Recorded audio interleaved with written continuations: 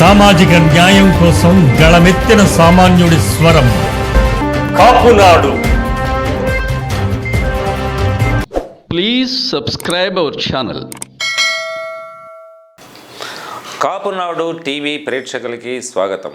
సామాజిక న్యాయం కోసం సామాన్యుడి స్వరం కాపునాడు టీవీ ఈరోజు ఒక అద్భుతమైన నృత్యకారిణి, చక్కటి కాపు జాతికే పేరురెత్తిన ఒక మహిళ గురించి మనందరం కూడా తెలుసుకుందాం. ఆమె 5 పదులుగా నటరాజ అభిషిక్త జలజమైంది. కన్నవారికి కన్నభూమికి ఎనలేని కీర్తిని ఆర్జించి పెట్టింది. కాపుల ఆడపడుచు, కులానికే వెలుగుగా నిలిచిన మహిళా మణిదీపిక. నృత్యంతో ప్రేక్షకుల్ని రంజింపజేసి ఆనందడోడికల్లో ముంచెత్తి తెలుగు జాతి ప్రతిష్టలను విశ్వవ్యాప్తం చేసిన కాపు వంశరత్నం. పువ్వు పుట్టగానే పరిమళిస్తుందనే చందనంగా చిన్ననాటి నుంచే భరతనాట్యాన్ని అభ్యసించి విశ్వవేదికపై అనేక ప్రదర్శనలిచ్చి అబ్బురపరిచింది జలజ. భారతదేశ ఖ్యాతిని విశ్వాంతరం చేసింది.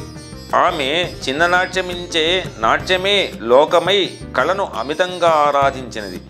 ఆమె ప్రముఖ నాట్యాచారులు ద్వారం శ్రీ ఉమారామారావు గారి ప్రియ శిష్యురాలు. భరతనాట్యం, కూచిపూడిలో నిష్ణాతురాలుగా తీర్చిదిద్దిన ఘనత శ్రీ ఉమాగారిది. తెలుగు కళామ తల్లి కీర్తిని విశ్వాంతరపరుస్తూ నృత్య సౌరభాలను వెదజల్లింది జలజ. భారతదేశానికి అపారమైన గౌరవాన్ని ఆర్జించి పెట్టింది.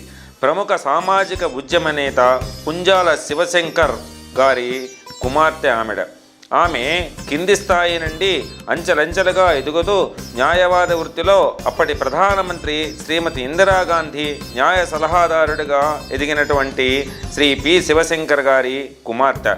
ఆ తరువాత కాలంలో ఆయన కేంద్ర మంత్రిగా, గవర్నర్గా భారతదేశానికి ఎనలేని సేవలు అందించిన సంగతి మనందరికీ తెలుసు.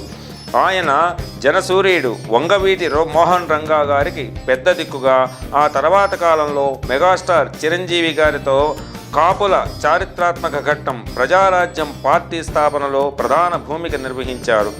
ఈయన గురించి విషయాలను మరొక వీడియోలో మనం తెలుసుకుందాం. జలజ శ్రీ శివశంకర్ లక్ష్మీబాయి దంపతులకు 1956లో జన్మించింది. చిరుప్రాయములోనే నాట్యం పట్ల అభితమైన అభిరుచిని పెంచుకుని అతి తక్కువ కాలంలోనే గొప్ప నృత్య కళాకారిణిగా రూపుదిద్దుకుంది. అకుంఠిత దీక్షతో, శ్రద్ధాశక్తులతో నాట్యాన్ని, వీణను నేర్చుకుంది.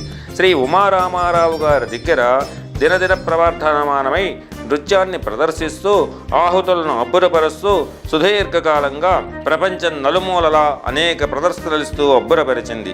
ప్రపంచ దేశాలలో సుమారుగా 200 ప్రదర్శనలు ఇచ్చి ప్రముఖుల ప్రశంసలను అందుకుంది.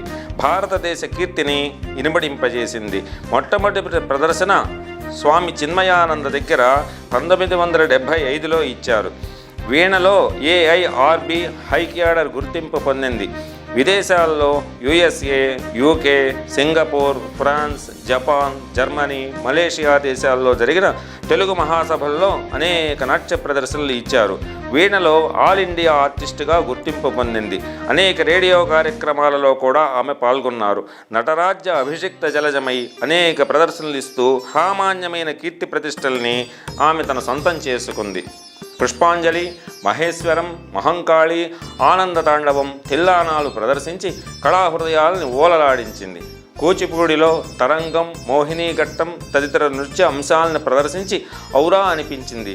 వీణతో సప్త స్వరాలను ఒలికించి ఆహుతులను ఆహ్లాదపరుస్తున్న గొప్ప కళాకారిణి జలజ కుమార్ గారు.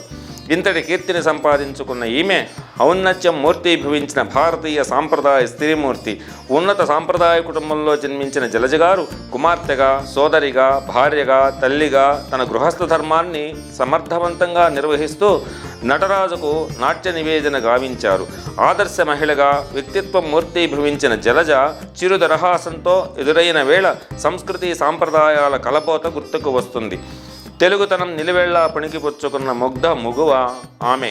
కళామ తల్లి ప్రాంగణాన నిత్య నృత్య దీపిక. ప్రశంసలు, సన్మానాలు, సత్కారాలు, పొగట్టలు, అభినందనలు వీరికి నిత్య శుభోదయ స్వాగత సుమహారం. అయినా ఒకంత గర్వం కూడా లేని నిరాడంబరత, భారతీయత ఆమె సొంతం. తన తండ్రి గారు మంత్రివర్యులు అయినప్పటికీ ఆయన రాజకీయాల్లో తను ఏమాత్రం కలుగజేసుకోలేదు. జలజ గారికి 2 సోదరులు. ఒకరు మాజీ ఎమ్మెల్యే సుధీర్ కుమార్ గారు, రెండవ వారు ప్రముఖ డాక్టర్ వినయ్ కుమార్ గారు. ప్రముఖ గొప్ప వ్యాపారవేత్త అయిన శ్రీ కుమార్ గారికి ధర్మపత్ని.